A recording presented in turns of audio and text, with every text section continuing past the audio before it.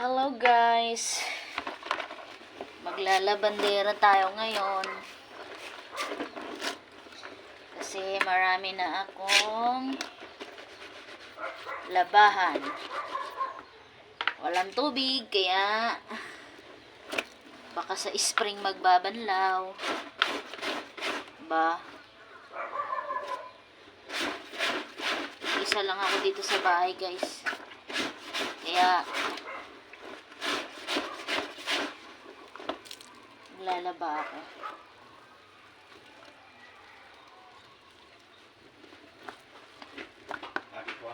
Oh.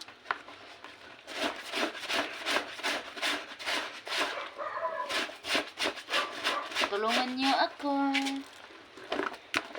Gawa, laba-laba.